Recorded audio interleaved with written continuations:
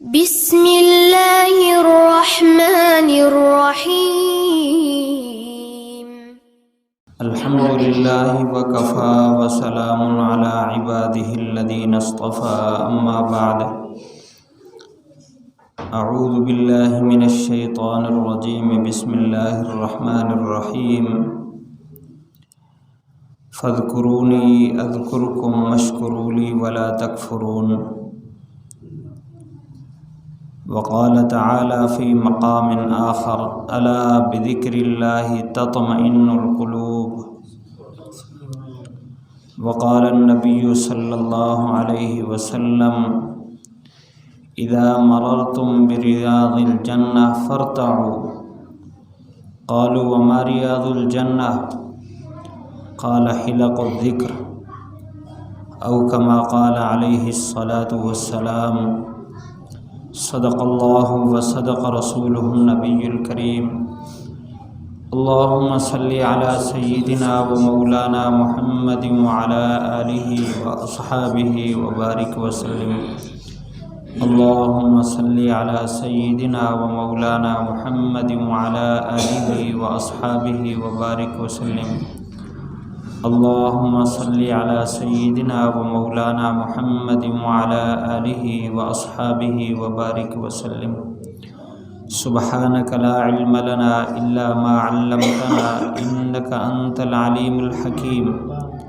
رب اشرح لی صدری ویسر لی امری واحلل عقدۃ من لسانی یفقہوا قولی۔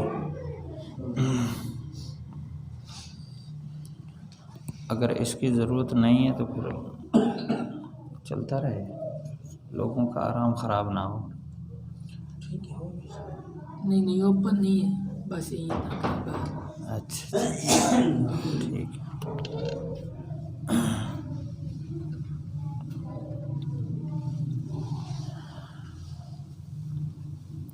جس مقصد کے لیے میں اور آپ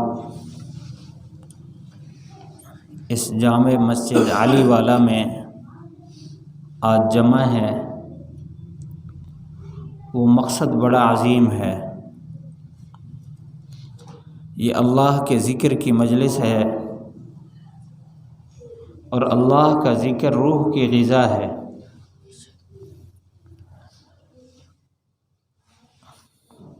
انسان کے جسم کو کوئی مرض لاحق ہو جائے تو جسم بے چین ہو جاتا ہے، سر میں درد ہو تو پورا جسم بے چین، آنکھ میں درد ہو تو پورا جسم بے چین، اگر داڑھ میں درد ہو پورا جسم بے چین، اگر کسی جوڑ میں درد ہو پورا جسم بے چین ہوتا ہے۔ یعنی انسان کے جسم کو کوئی بھی مرض لاحق ہو جائے، کوئی تکلیف ہو تو انسان کا جسم بے چین ہو جاتا ہے، نیند نہیں آتی، سکون نہیں آتا۔ جب تک علاج نہ کر لے، جب تک دوا نہ تلاش کر لے، جب تک وہ بیماری نہ ٹل جائے، اس وقت تک وہ اپنا مال اور اپنی جائیداد، اپنا کاروبار، اپنا پیسہ سب کچھ خرچ کرنے کی پوری کوشش کرتا ہے، اور پھر صرف وہ نہیں، اس کے سکون کے لیے اس کی اولاد، اس کے بھائی، اس کے رشتہ دار سارے کے سارے اس کی خیرخواہی میں آگے آگے بھاگتے ہیں کہ کسی طرح ہمارے ابا کو، ہمارے بھائی کو، ہمارے اس رشتہ دار کو کسی طرح سکون کی نیند آ جائے۔ جسم سارا یہ دل کا نوکر ہے، دل سب کا سردار ہے۔ ہم دیکھتے ہیں ایک آدمی یہاں سے اٹھ کر کسی کی بیٹھک میں چلا گیا، وہاں جا کر گپ شپ شروع کر دی اور اس کو کہا، گھر بیٹھا تھا، دل کر رہا تھا کہ آپ سے ملوں، آپ سے باتیں کروں، اس لیے میں آپ کے پاس آیا۔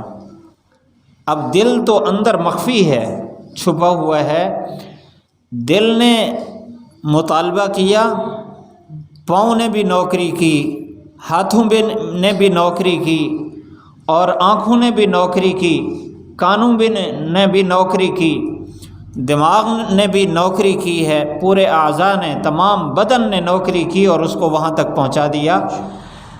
تو اس کا مطلب ہے کہ دل ان سب کا سردار ہے۔ دل کہتا ہے، مطالبہ کرتا ہے تو انسان آنکھ اٹھاتا ہے، دل آرڈر کرتا ہے تو کان کسی کی بات سنتا ہے، دل آرڈر کرتا ہے تو زبان چلتی ہے، دل آرڈر کرتا ہے تو انسان کے اعضاء استعمال ہوتے ہیں۔ تو اس کا واضح یہ فیصلہ ہمارا دماغ کرتا ہے کہ دل ان سب کا سردار ہے۔ جسم کو تکلیف ہو، پورا جسم بے چین ہے، بے سکون ہے، تو جب دل مریض ہوگا اور دل پریشان ہوگا، دل میں اضطراب ہوگا، تو اس وقت سارا جسم پریشان ہوگا اور پہلے سے بھی زیادہ پریشان ہوگا۔ اس لیے کہ جب سردار یا گھر کا وڈیرا، گھر کا سربراہ جب بیمار ہوتا ہے تو انسان کو اپنی بیماریاں بھول جاتی ہیں۔ وہ یہ کہتا ہے کہ وہ یہ فیصلہ کرتا ہے کہ میرا سربراہ اگر درست ہوا تو سارا گھر درست ہوگا، اگر سربراہ بیمار ہو گیا تو سارے کے سارے پریشان ہوں گے۔ سربراہ کے راستے پر، سربراہ کی محنت پر اور سربراہ کی نگرانی میں تو ہم زندگی گزار رہے ہیں۔ تو اس لیے دل کا بیمار ہونا انسانی جسم کے بیمار ہونے سے زیادہ خطرناک ہے، اور دل کا درست ہونا جسم کے درست ہونے سے زیادہ ضروری ہے۔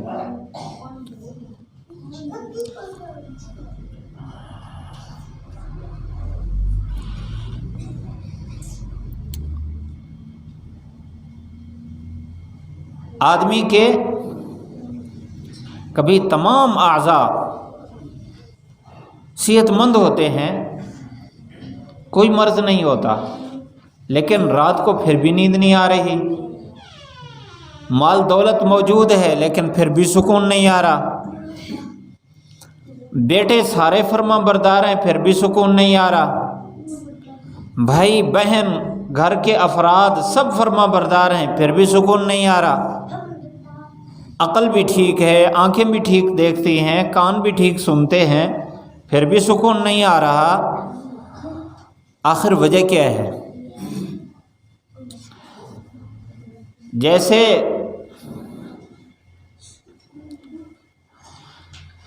یہ انسان کا دل تمام اعضاء کا سربراہ ہے، تو اس کی بیماری کا اثر بھی انسان کی پوری زندگی پر پڑتا ہے، اور اس کی راحت اور اس کا سکون، اس کا اثر بھی انسان کی پوری زندگی پر پڑتا ہے۔ اس لیے دل کا درست ہونا بہت ضروری ہے۔ اب اس دل کے سکون کے لیے علاج کیا ہے؟ کون سی دوائی ہے؟ اس دل کی بیماری کو دور کرنے کے لیے کون سا علاج ہے؟ یہ بچے اگر خاموش ہو جائیں تو ادھر آ کے بیٹھو، ادھر آ جاؤ، شاباش، آگے آ جاؤ ادھر۔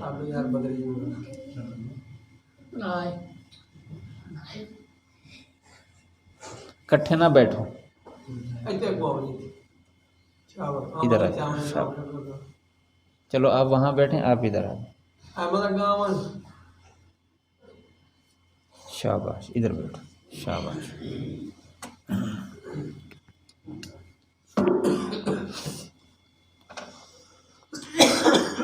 جس ذات نے انسان کو بنایا ہے اس ذات نے ہمیں اس کا علاج بتایا ہے۔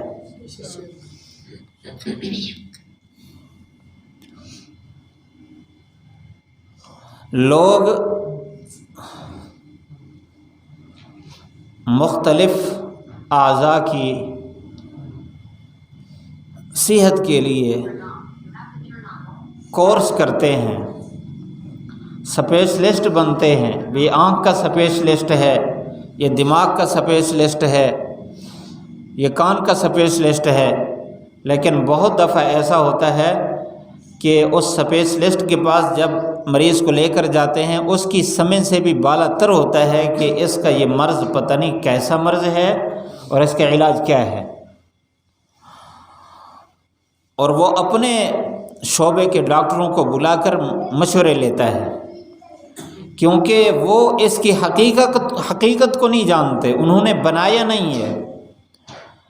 حقیقی معالج وہ ہے جس نے آنکھ بنائی، جس نے کان بنایا، جس نے دماغ بنایا ہے، جس نے دل بنایا، تو دل کا علاج بھی سب سے بہتر وہی جانتا ہے۔ اس وقت عالم میں جس چیز کی ضرورت ہے وہ دل کا سکون ہے، دل کا اطمینان ہے۔ اس لیے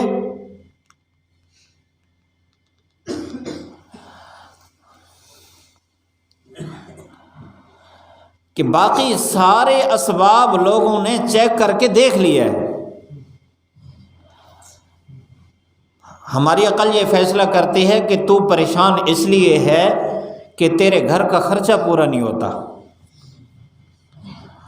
تو ایسا کر ایک دکان سے دوسری دکان ساتھ لگا، اس کاروبار کے ساتھ دوسرا کاروبار ملا، پیسہ زیادہ آئے گا، گھر کی ساری ضروریات پوری ہوں گی تو تیرے دل میں سکون آ جائے گا۔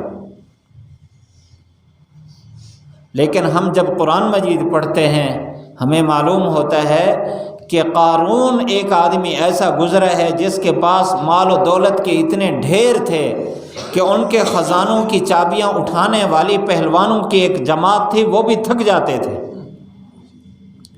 لیکن مال نے اس کے دل کو بھی سکون نہیں دیا۔ آدمی سوچتا ہے کہ مجھے سکون اس لیے نہیں ہے کہ میں ایک غریب آدمی ہوں اور مجھے لوگ پہچانتے نہیں ہیں، میری غربت کی وجہ سے لوگ مجھے حقیر سمجھتے ہیں، ادھر والا بھی آنکھیں دکھاتا ہے، ادھر والا بھی آنکھیں دکھاتا ہے، مجھے میری زمین پر بھی پورا قبضہ نہیں ہے، لوگ اس پر بھی قبضہ کرنا چاہتے ہیں، تھوڑا سا بڑا عہدہ مجھے مل جائے، میری ایک شان ہو، شوکت ہو کہ لوگ مجھے دیکھیں اور ڈریں کہ بڑا آدمی ہے، پھر میرے دل کو سکون آئے گا۔ اس لیے وہ کوشش کرتا ہے کسی راستے سے میرا عہدہ بڑھ جائے، میرا تعارف بڑھ جائے، لوگ میرا احترام کریں، میرے آگے پیچھے کچھ چلنے والے لوگ ہوں۔ لیکن قرآن نے ہمیں بتا دیا ہے کہ فرعون نے اس سلطنت میں 450 سال تک حکومت کی ہے، اور وہ اتنا مضبوط بادشاہ تھا کہ لوگ اس کو سجدہ کرتے تھے اور رب مانتے تھے اس کو، لیکن اس عہدے نے اس کے دل کو بھی سکون نہیں دیا، وہ بھی ہلاک ہوا، برباد ہوا۔ میرا کاشتکار بھائی یہ سوچتا ہے کہ میرے پاس زمین 1 ایکڑ ہے، اس سے کیا بنتا ہے، پریشانی اس لیے ہے، ٹھیکے پر میں 10 ایکڑ لے کر اگر کاشت کروں تو اس میں آمدنی زیادہ ہو جائے گی اور لوگوں کے ہاں میں بڑا ذمہ دار سمجھا جاؤں گا، چودھری اور ماہر اور خان صاحب مجھے جب پکاریں گے تو پھر میرا ڈیرا چمکے گا، تو پھر مجھے سکون ملے گا۔ قرآن نے ہمیں بتا دیا ایک قوم ایسی گزری ہے جس کو قوم سبا کہا جاتا ہے، ان کے پاس زراعت اور باغات کی آمدنی اتنی تھی کہ ان کے صرف باغات اتنا بڑے، لمبے، چوڑے اور اتنا زیادہ پھل والے تھے۔ مفسرین نے لکھا ہے کہ اگر کوئی آدمی خالی ٹوکرا سر پر لے کر ان کے نیچے سے گزر جاتا تو باغ کے پرلے کنارے پر پہنچنے تک تازہ گرنے والے جو پھل تھے ان سے ٹوکری بھر جاتی تھی، سال میں 2 مرتبہ پھل دیتے تھے، لیکن سکون ان کو بھی نہ ملا۔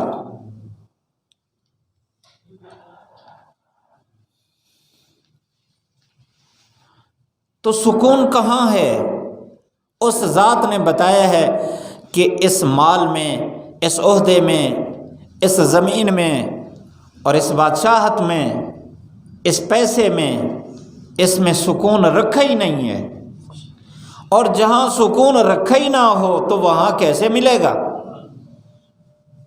ایک آدمی کو صابن چاہیے اور وہ داخل ہو جائے لوہے کی دکان میں اور کہے مجھے تو یہاں سے صابن چاہیے، میرے کپڑے میلے ہیں میں نے دھونے ہیں، تو اس کو وہاں سے صابن ملے گا؟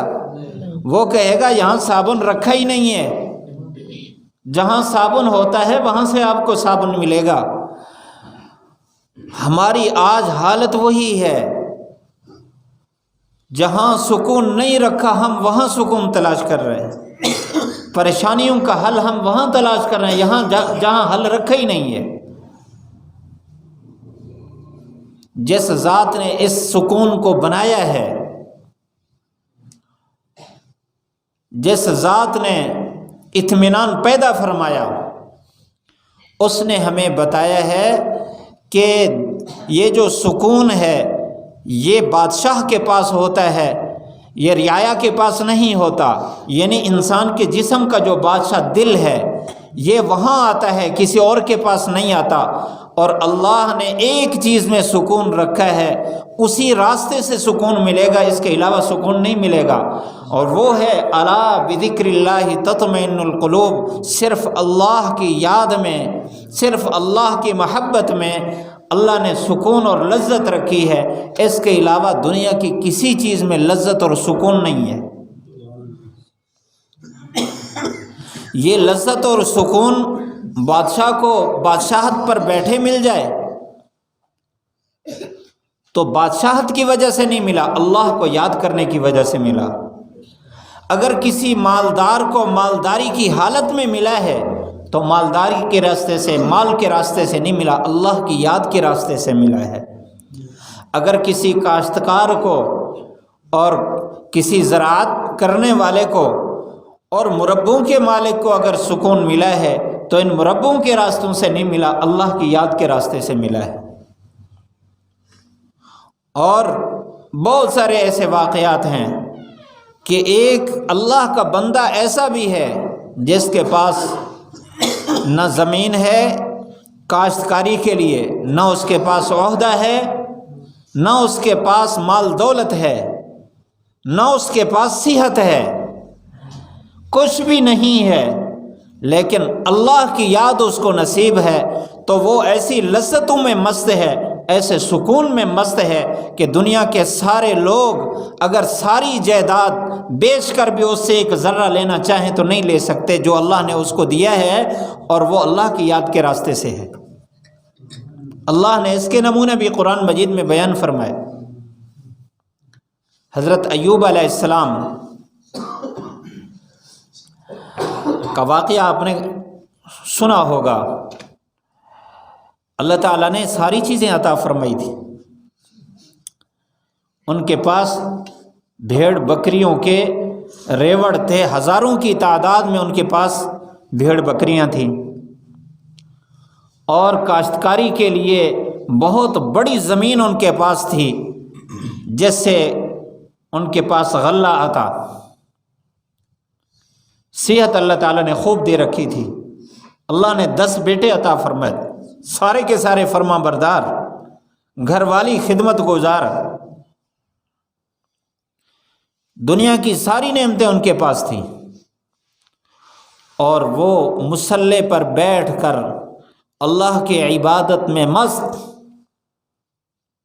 اور اللہ کی یاد کی لذت میں ان کا دل لذت سے بھرا ہوا، پرسکون،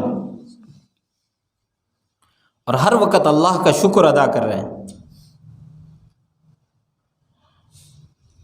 اللہ تعالیٰ نے قرآن مجید میں فرمایا وجدناہ صابرا نعم العبد انہ اواب، کہ ہم نے اس کو صبر کرنے والا پایا، کتنا ہی اچھا بندہ ہے ایوب، اور اللہ سے خوب رابطہ رکھنے والا، انہ اواب۔ شیطان نے اللہ تعالیٰ کے سامنے یوں کہہ دیا کہ یہ آپ کو اس لیے یاد کرتا ہے، پرسکون اس لیے ہے کہ اس کے پاس مال دولت ہے، اولاد ہے، اور کھیت ہیں اتنے بڑے بڑے، اور ریوڑ ہیں۔ ان اسباب کی وجہ سے وہ لذت اور سکون میں ہے اور تیرا شکر ادا کرتا ہے۔ اگر یہ ساری چیزیں ختم ہو جائیں پھر دیکھتے ہیں کیسے تجھے یاد کرتا ہے۔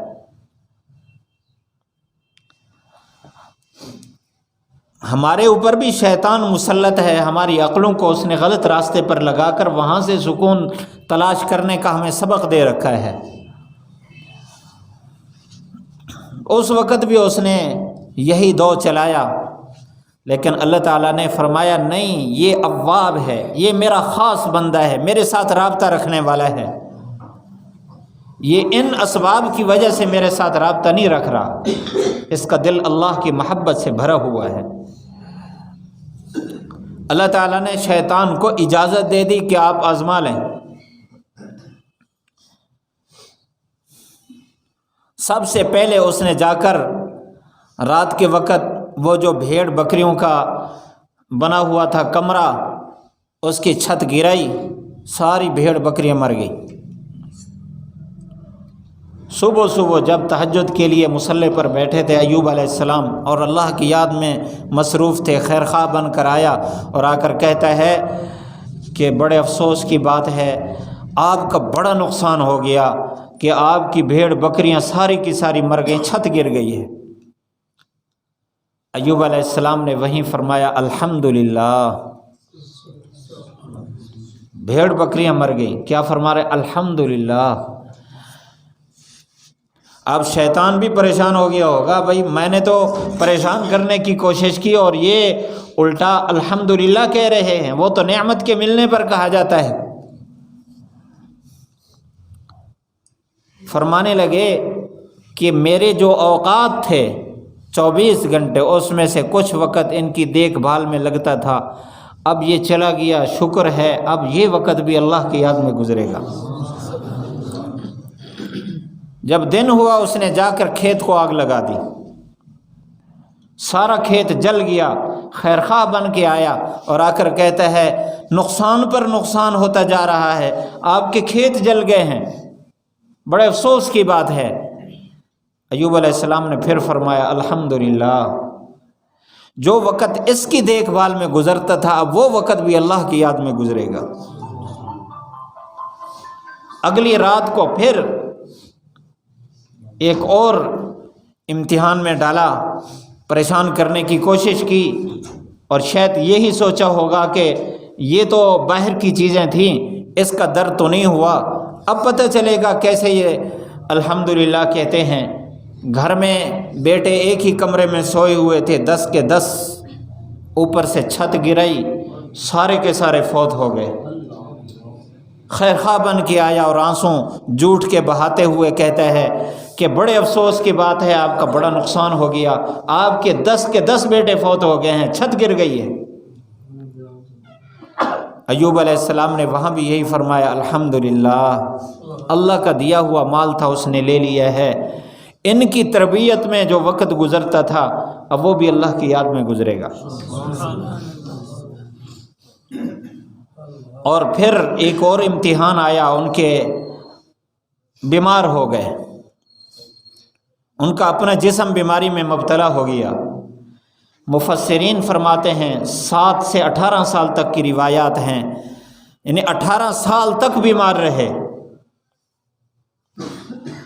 اور پھر اللہ تعالیٰ نے ان کو صحت عطا فرمائی۔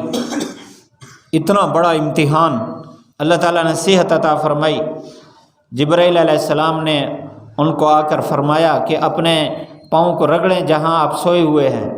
انہوں نے پاؤں کو رگڑا تو وہاں سے چشمہ جاری ہوا، اسی چشمے کو جیسے پیا تو اندر سے بالکل صحت مند اور جوان ہو گئے، اور اسی سے نہائے تو بالکل نوجوان کی طرح اللہ تعالیٰ نے ظاہری باطنی جسم بنا دیا۔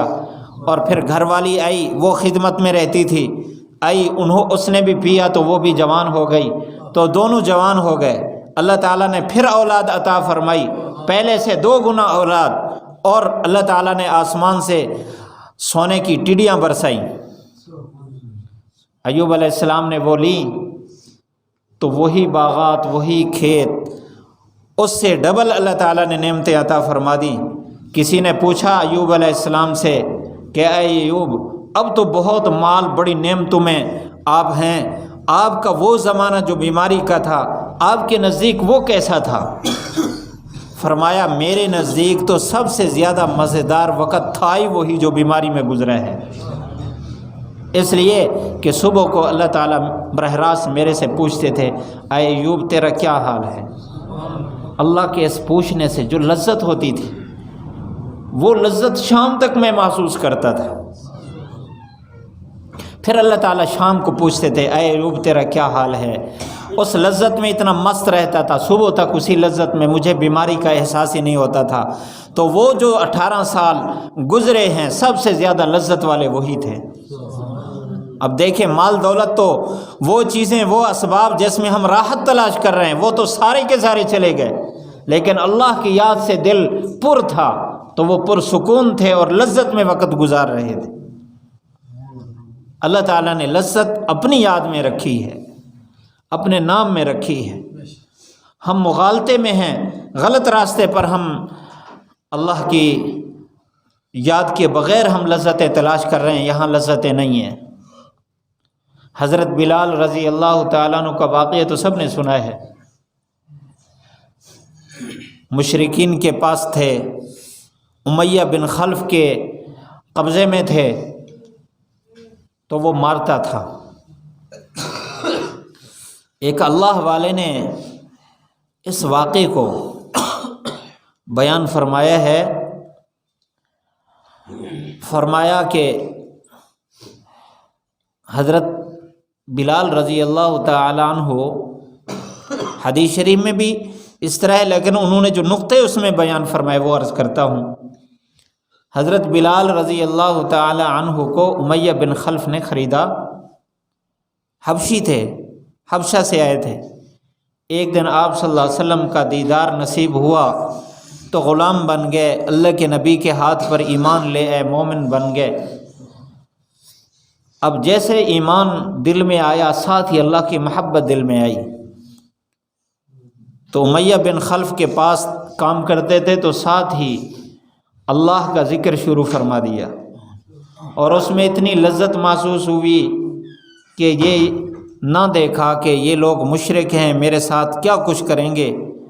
اللہ کا نام لیتے تھے، احد احد کہتے تھے، وہ لوگ مارتے تھے، پورے جسم پر زخم ہو گئے، اور پھر تپتی زمین پر جو پتھریلی تھی دوپہر کے وقت، اور عرب کی گرمی بڑی مشہور گرمی ہے، میں نے اس گرمی کو محسوس کیا ہے، میں ساتھیوں کو بتاتا ہوتا ہوں۔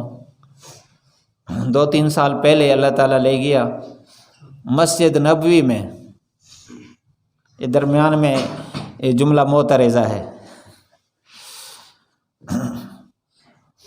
مسجد نبوی میں صبح کے وقت میں داخل ہوا مسجد میں، اور جوتے رکھے ایسی جگہ جہاں جوتے رکھے جاتے ہیں وہاں رکھے، الماریاں بنی ہوتی ہیں وہاں رکھے۔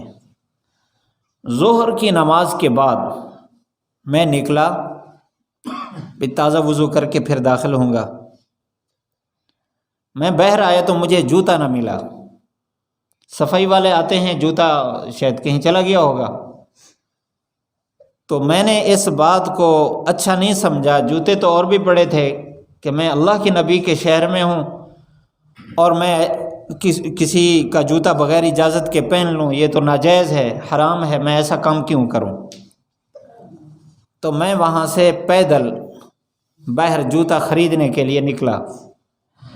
مسجد نبوی سے باہر صحن ہے ہر طرف، اور بڑا لمبا چوڑا صحن ہوتا ہے، اور وہاں پتھر لگا ہوا ہے۔ ایک حد تک تو پتھر وہ ہے جو دھوپ میں گرم نہیں ہوتا، اس کے بعد پھر عام پتھر لگا ہوا ہے۔ میں چلتا گیا 1 ایکڑ 1.5 ایکڑ کے فاصلے تک، یوں وہ پتھر لگا ہوا تھا، اس کے بعد پھر تھوڑا سا سایہ تھا چھتریوں کا، تو سائے میں چلتا گیا، آگے چھتریوں کا سایہ ختم ہو گیا۔ اب میں نے وہاں ظہر کے بعد کا وقت ہے، اور خاص گرمیوں کے موسم بھی نہیں ہے، بالکل سخت گرمی نہیں، لیکن گرمیاں تھیں صحیح۔ میں وہاں سے نکلا، جب دھوپ والے پتھروں پر میں نے پاؤں رکھے تو پاؤں تو جلنے لگ گئے۔ تو مسجد نبوی کے احترام میں پہلے میں آہستہ آہستہ چلتا گیا، برداشت ختم ہو گئی، پھر میں تیز چلنا شروع کر دیا، اب تیز چلنے کی برداشت بھی ختم ہو گئی۔ اب وہ ایک ستون تھا، اس کا سایہ تھا، اس سائے میں کھڑا ہو گیا، اور وہاں کا جو دھوپ اور سائے کا عجیب وہ منظر ہے کہ دھوپ پر ہوں تو دھوپ سخت ہے، سائے پر آ جائیں تو وہاں ٹھنڈک ہے۔ ہمارے ہاں تو جہاں سایہ ہو دھوپ کے ساتھ وہاں تپش ہوتی ہے، وہاں ٹھنڈک ہے۔ تو میں وہاں کھڑا ہو گیا، تھوڑی دیر وہاں کھڑا ہوا، پھر آگے چلا۔ ایک آدمی سامنے مجھے دیکھ رہا تھا میرے اس کیفیت کو، تو میں ایک ستون سے اگلے ستون تک گیا تو میں پاؤں زمین پر نہیں رکھ سکتا تھا، بہت گرم ہو گئے، پاؤں نیچے سے جلنے شروع ہو گئے۔ تو آدمی وہ آیا، اس نے کہا کہ یہ جوتا پڑا ہے، یہ جوتا پہن کر آپ، یہ سامنے یہ دکان ہے جو مسجد نبوی کے صحن کے کنارے پر دکان تھی جوتوں کی، تو وہاں سے جوتا خرید لیں آپ۔ میں نے کہا یہ کس کا جوتا ہے؟ اس نے کہا پتہ نہیں کس کا ہے۔ میں نے کہا یہ جوتے تو پیچھے میں چھوڑ کے آیا ہوں۔ اس نے پھر اپنا جوتا اتار کر مجھے دیا، خود وہاں کھڑا ہو گیا کہ یہ جوتا پہن کر جاؤ۔ میں وہ جوتا پہن کر گیا، جوتا خرید کر آیا، اس کو دیا، شکریہ ادا کیا۔ اتنا سخت تپش میں نے زندگی بھر نہیں دیکھی۔ اور حضرت بلال رضی اللہ تعالیٰ عنہ وہیں اسی علاقے میں، ان کے جسم پر کپڑے نہیں ہیں اور جسم مار مار کر ان کا زخمی کیا ہوا ہے، اور ان کو باندھ کر وہاں دھوپ پر رکھ کر اوپر پتھر رکھ دیا۔ اس حالت میں حضرت بلال رضی اللہ تعالیٰ عنہ احد احد پکار رہے ہیں۔ اللہ کی محبت اور اللہ کی یاد کی جو لذت اور سکون ہے ان کو دل کو وہ حاصل ہے، ان کو اس سخت تپتی زمین اور بھاری پتھر اور زخمی جسم اس کی تکلیف محسوس نہیں ہو رہی۔ صدیق اکبر رضی اللہ تعالیٰ عنہ وہاں سے گزرے، انہوں نے جب یہ کیفیت دیکھی تو سمجھایا، بھائی آپ جس رب کو پکار رہے ہیں وہ دل کی آواز کو بھی سنتا ہے، آپ دل دل میں احد احد کہا کریں، زبان سے یہ کہیں گے یہ ظالم پھر ماریں گے۔ حضرت صدیق اکبر رضی اللہ تعالیٰ نے وعدہ لیا، حضرت بلال نے وعدہ کر لیا، صبر کیا کچھ دیر کے لیے۔ اللہ کی یاد کی لذت اور اس کا مزہ اتنا ہے کہ بلال رضی اللہ تعالیٰ عنہ سے صبر نہ ہو سکا۔ حضرت صدیق اکبر تو چلے گئے پیچھے، پھر انہوں نے احد احد پکارنا شروع کر دیا۔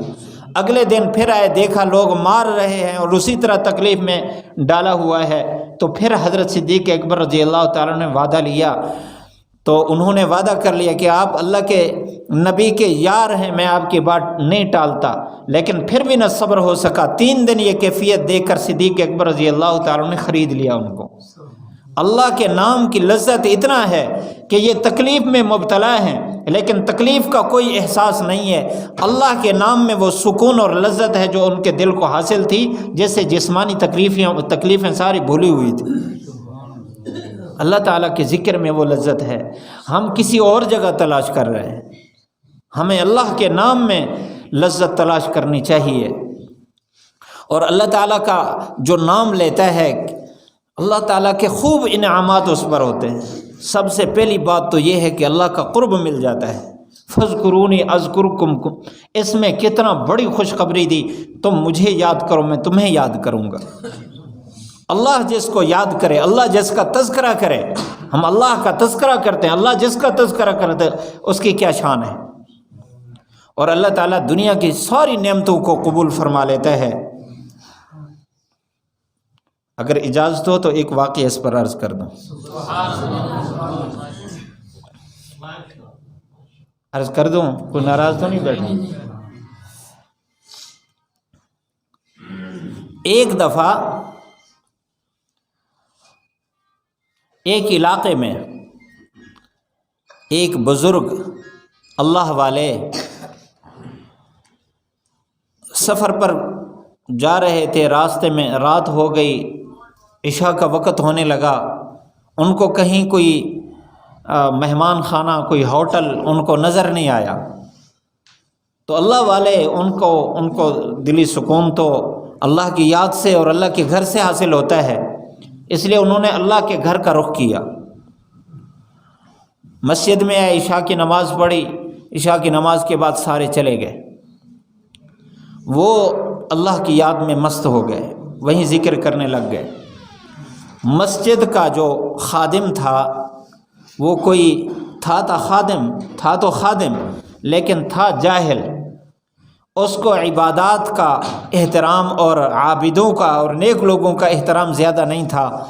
اس نے کہا کہ آپ مسجد خالی کرو، میں نے یہاں تالا لگانا ہے۔ اس نے کہا بھائی میں مسافر آدمی ہوں، دور سے آیا ہوں، میرا یہاں کوئی ٹھکانہ نہیں ہے، آپ باہر سے تالا لگا کے چلے جائیں، صبح کھول لینا، مجھے یہاں ٹھہرنے دیں، میں رات یہاں گزارنا چاہتا ہوں۔ تو اس نے کہا نہیں، ہرگز اجازت نہیں ہے۔ منت سماجت کی، اس نے نہیں مانا، آخر زبردستی کر کے ہاتھ سے پکڑ کر باہر نکال دیا۔ اس نے کہا چلو آپ مجھے کمرے کے اندر نہیں ٹھہرنے دیتے، مسجد کے دروازے میں مجھے رات گزارنے دو۔ اس نے کہا یہاں بھی اجازت نہیں ہے۔ وہاں سے جب یوں اس کو دھکا دے کر دور کرنے کی کوشش کی تو سامنے ایک دکان تھی، ہوٹل تھا جس میں آدمی روٹیاں پکاتا تھا، کرائے پر محلے کے لوگ وہاں سے روٹیاں پکواتے تھے۔ اس نے جب یہ منظر دیکھا تو وہ آیا، اس نے اس مسافر کا ہاتھ پکڑا، اپنے پاس لے گیا۔ اس نے کہا میرا تھوڑا سا وقت ہے کاروبار کا، یا تھوڑی دیر یہاں بیٹھو، اس کے بعد پھر ہم چلتے ہیں، میں آپ کو اپنے گھر لے جاتا ہوں۔ تو وہاں بیٹھے، وہ جو روٹیاں پکانے والا آدمی تھا وہ پیڑا بنا رہا ہے اور ساتھ ہی الا اللہ الا اللہ الا اللہ الا اللہ، اور روٹی پر تھپ مار رہا ہے تو اللہ اللہ اللہ اللہ۔ جو بھی کام کرتا ہے، کسی چیز کو ہاتھ لگاتا ہے، اس کی زبان پر اللہ کا ذکر ہے۔ تو یہ مسافر دیکھ کر حیران ہوئے اور ساتھ خوشی ہوئے، چلو مجھے مسجد میں جگہ نہ ملی تو اللہ کا ذکر کرنے والے ایک آدمی کے ساتھ مجھے رات نصیب ہو گئی۔ تو رات کو اس نے روٹیاں پکائیں، فارغ ہوا، لے کر گھر گیا، کھانا کھلایا اور خود ذکر میں مصروف ہو گیا۔ تھوڑی دیر اللہ کا ذکر کیا، اس کے بعد وہ بھی سو گیا، مہمان بھی۔ صبح کو اٹھ کر دونوں کھڑے ہو گئے اور اللہ کی یاد میں مصروف ہو گئے، تہجد میں۔ صبح کی نماز ہوئی، اسی مسجد میں آئے اور پھر ان کو لے گئے، صبح ناشتہ کرایا اور ساتھ ہی اجازت انہوں نے طلب کی، اور دیکھ رہا ہے کہ ہر قدم پر اللہ اللہ، ہر قدم پر اللہ کا نام لے رہا ہے اور ہر کام میں اللہ کا نام لے رہا ہے۔ تعارف پوچھا، انہوں نے بتایا کہ میں ایک کاروباری آدمی ہوں، لیکن میں نے اللہ کے نام کا مزہ چکھا ہے، اور جب سے مجھے یہ نعمت نصیب ہوئی، میں اللہ کا ذکر کرتا ہوں، میں جو بھی دعا مانگتا ہوں اللہ اس کو فوراً قبول فرما لیتا ہے۔ میں نے اللہ سے جو مانگا اللہ نے مجھے دیا، کوئی چیز اللہ تعالیٰ نے پیچھے نہیں رکھی۔ صرف ایک دعا ایسی ہے جو میں سالہ سال سے مانگ رہا ہوں لیکن پوری ہوتی نظر نہیں آ رہی۔ وہ میری خواہش ہے، میں سنتا ہوں یہاں اس زمانے میں ایک آدمی ایسا ہے جس کی برکت سے قرآن مجید محفوظ رہ گیا، یعنی ایک فتنہ کھڑا ہوا، اس نے کہا قرآن اللہ کی مخلوق ہے، اس اکیلے نے مقابلہ کیا، اس نے کہا نہیں، قرآن اللہ کی صفت ہے، مخلوق نہیں ہے، مخلوق پر تو فنا ہوتا ہے، قرآن پر کوئی فنا نہیں ہے، قرآن ہمیشہ کے لیے ہے اور ہمیشہ رہنے والا ہے۔ وہ ایک آدمی ہے جس نے اپنی جان پر ساری قربانیاں پیش کر دی ہیں اور اللہ کے قرآن کی حفاظت کی ہے۔ میں اللہ سے مانگ رہا ہوں کاش کہ میں کسی وقت میری یہ آنکھ اس چہرے کا دیدار کرے جس نے قرآن کی حفاظت کے لیے اتنا بڑی قربانی دی ہے۔ ان کا نام ہے ابو عبداللہ احمد بن حنبل۔ تو وہ جو سامنے بیٹھے تھے انہوں نے کہا کہ آپ کی دعا قبول ہو چکی ہے، جس کے دیدار کے لیے آپ سالہ سال سے مانگ رہے ہیں وہ فقیر یہ ہے، ابو عبداللہ احمد بن حنبل مجھے کہتے ہیں کیا دعا قبول ہوئی، اللہ تعالیٰ نے کہاں سے مجھے اٹھا کر آپ کے دروازے پر یہاں لا کر آپ کی دعا کو قبول کرا دیا ہے۔ اللہ کی یاد کی اتنی نعمتیں ہیں، اتنی اللہ تعالیٰ کی طرف سے انعامات ہیں، دعائیں قبول ہوتی ہیں۔ دلی سکون نصیب ہوتا ہے، اللہ کا قرب نصیب ہوتا ہے۔ میں اور آپ ہم زندگی کے لمحات حقیقت ہے ضائع کر رہے ہیں۔ جو لمحہ اللہ کی یاد سے خالی گزر رہا ہے اس میں ہم اللہ کی یاد میں نہیں لگتے، دنیا میں مست ہیں، حقیقت میں ہمارا وہ لمحہ ضائع ہے، اور ہم اسی لمحے ضائع لمحہ کی وجہ سے ہمارا دل بے سکون ہے، بے اطمینانی کا شکار ہے، پریشانی اور اضطراب میں ہے۔ ورنہ یہ بیماریاں، یہ تکلیفیں اور یہ فقر و فاقہ، مال کا نہ ہونا، گھر کا نہ ہونا، یہ انسان کی پریشانی کا سبب نہیں ہے۔ انسان کی پریشانی کا سبب اللہ کی یاد کو بھلانا ہے، اللہ کو بھلانا ہے۔ اگر ہمارا دل اللہ کی یاد میں مصروف ہو جائے، ابھی سے ہمیں اللہ وہ اطمینان اور سکون عطا کریں گے۔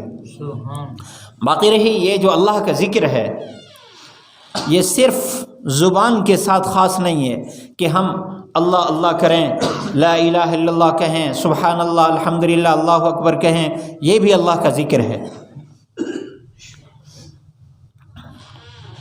اس سے آگے ذکر کی اور قسمیں ہیں۔ دل سے اللہ کو یاد کیا، صبح بیٹھا ہے، سامنے درخت ہے، درخت پر پتے ہیں، ان کو دیکھ کر کہتا ہے کہ کیا کمال ہے اللہ کی قدرت کا، کیسے خوبصورت پتوں کو گھڑا ہے، ایک ہی نقشہ، اور یہ پانی ہر ایک پتے کی ایک ایک رگ میں پہنچا رہا ہے، ضرورت سے زیادہ نہیں ہے اور ضرورت سے کم نہیں ہے، پورا پورا پہنچا رہا ہے۔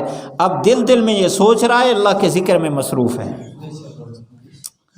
کسی بھی نعمت کو دیکھ کر اور کچھ نہیں نظر آ رہا، اپنا جسم تو ہے، ناک کیسے بنائی، آنکھ کیسے بنائی، دماغ کیسے بنایا، ہاتھ پاؤں کیسے بنائے، میں نے مانگا نہیں تھا، اللہ تعالیٰ نے اپنی قدرت سے بنائے ہیں، اپنے آپ کو یاد کرے، یہ اللہ کا ذکر ہے۔ اور دنیا کے کسی کام میں مصروف ہے، اگر اس کو سنت کے مطابق کرے گا تو یہ کام، اگرچہ اس کا دماغ اس کام میں مصروف ہوگا، اگر اس کو سنت کے مطابق کر رہا ہے تو یہ سارا وقت اللہ کی یاد میں شمار ہوگا۔ کھانا کھا رہا ہے، اس کو کھانے کا خیال ہے، سنت کے مطابق کھا رہا ہے تو سارا وقت اللہ کی یاد میں شمار ہوگا۔ اگر کاشتکاری کر رہا ہے، کھیتی باڑی کر رہا ہے، پانی لگا رہا ہے، اس کی دیکھ بھال کر رہا ہے، کھاد پھینک رہا ہے اور اسی طرح سپرے کر رہا ہے اور دیکھ بھال کر رہا ہے، لیکن یہ سارے کام شریعت کے مطابق کر رہا ہے، سنت کے مطابق کر رہا ہے تو یہ سارا وقت اس کا اللہ کے ذکر میں شمار ہوگا۔ دکان بیٹھا ہے صبح سے شام تک، تجارت کر رہا ہے سنت کے مطابق، یہ سارا وقت اللہ کی یاد میں شمار ہوگا۔ اللہ کی یاد کی کئی قسمیں ہیں، یہ میدان کھلا ہوا ہے۔ کوئی آدمی کسی حالت میں بھی ہے، عجیب بات ہے، ایک آدمی سو رہا ہے، اس وقت تو اس کا دماغ بھی کام کرنا چھوڑ دیتا ہے۔ اگر سو رہا ہے سنت کے مطابق سوئے اور دعا پڑھ کے سوئے، ساری رات،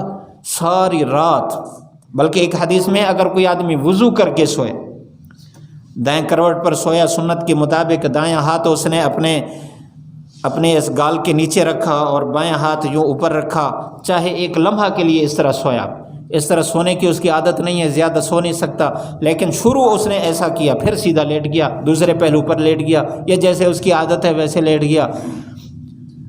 اللہ ایک فرشتے کو متعین فرماتے ہیں جو ساری رات اس کا پہرا بھی دیتا ہے، اس کے لیے دعا بھی کرتا ہے۔